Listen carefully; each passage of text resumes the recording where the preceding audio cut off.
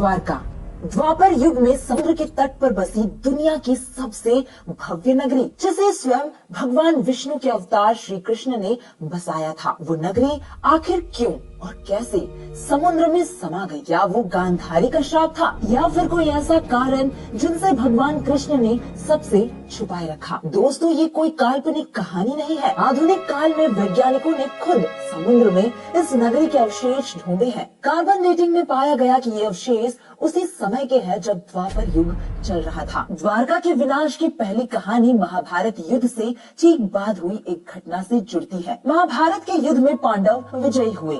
श्री कृष्ण ने युधिष्ठिर को राजगद्दी पर बैठाया और राज्य से जुड़े नियम कानून उन्हें समझाकर वे कौरवों की माता गांधारी से मिलने पहुंच गए। कृष्ण के आने की खबर सुनकर गांधारी आग बबूला हो गई। उन्होंने क्रोधित होकर कृष्ण को श्राप दिया कि जिस तरह तुमने मेरे कुल का नाश किया है, तुम्हारे कुल का अंत भी इसी तरह होगा। क्योंकि श्री कृष्ण साक्षात भगवान थे, चाहते तो इस श्राप को निष्फल कर सकते थे, लेकिन उन्होंने मानव रूप में लिए अपने जन्म का मान रखा और मुस्कुराकर वहां से चले गए। दूसरी कहानी के अनुसार श्री कृष्ण के पुत्र सांब एक बार अपने मित्रों के साथ हंसी ठिठोली कर रहे थे। उस समय महर्षि विश्वामित्र और कण्व ऋषि ने द्वारका में प्रवेश किया। जब सांब के नवयुवक मित्रों की दृष्टि इन महान ऋषियों पर पड़ी तो वे इन सब का अपमान कर बैठे। इन युवकों ने सांब को एक महिला के वेश में तैयार किया और महर्षि विश्वामित्र तथा कण्व ऋषि के सामने पहुंचकर उनसे बोली, ये स्त्री गर्भवती है, आप देखकर बताइए कि इसके गर्भ से क्या उत्पन्न होगा। दोनों ही ऋषि युवकों के इस परिहास से बेहद क्रोधित हुए और उसी क्रोध में उन्होंने कहा कि इसके गर्भ से एक मूसल उत्पन्न होगा, जिससे तुम जैसे दुष्ट, असभ्य और क्रूर लोग अपने समस्त कुल का नाश कर लेंगे।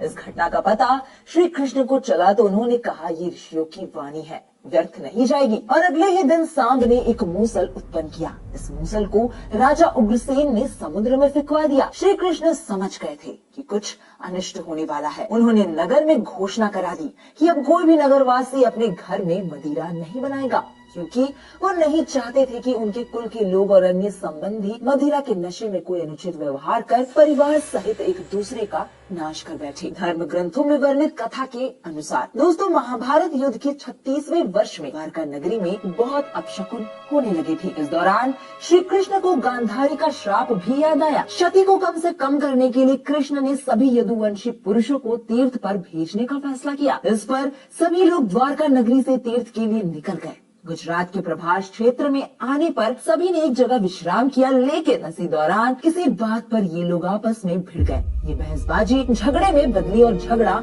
मारकाट में बदल गया। ये ऋषियों के श्राप के सच होने का समय था। सांब ने जिस मूसल को उत्पन्न किया था, उसके प्रभाव से प्रभास क्षेत्र में खड़ी एरका घास को लड़ाई के दौरान जो भी उखाड़ता, वो घास मूसल में बदल जाती।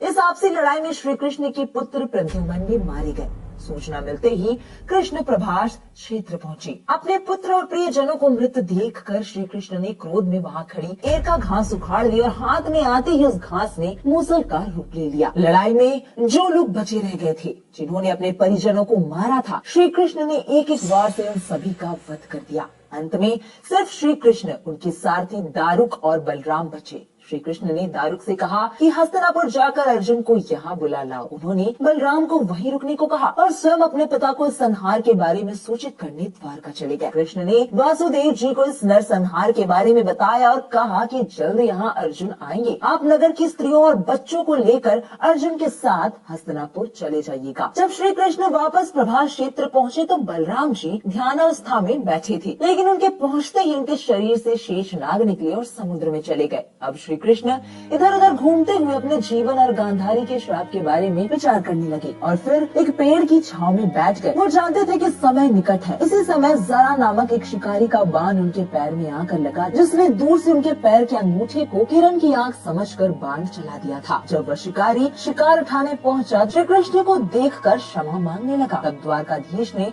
उस शिकारी से कहा कि ये सब पहले से तय था और पिछले जन्म के राम और बाली का प्रसंग सुनाया। श्री कृष्ण ने उसे अभय महाभारत दान दिया और प्राण त्याग कर देवलोक चले गए। अर्जुन ने द्वारका पहुंचकर वासुदेव जी से कहा कि वह नगर में बचे बाकी सभी लोगों को हस्तिनापुर चलने की तैयारी का आदेश दे। इसके बाद अर्जुन ने प्रभास क्षेत्र जाकर सभी यदुवंशियों का अंतिम संस्कार किया। अगले दिन वासुदेव जी ने प्राण त्याग दिए। तब उनका अंतिम संस्कार कर अर्जुन सभी महिलाओं और बच्चों को लेकर द्वारका से निकल गए। जैसे ही उन लोगों ने नगर छोड़ा, द्वारका का राजमहल और नगरी समुद्र में समा गई। दोस्तों, इस कहानी में फिलहाल इतना ही। मिलते हैं अगले वीडियो में एक नई कहानी के साथ।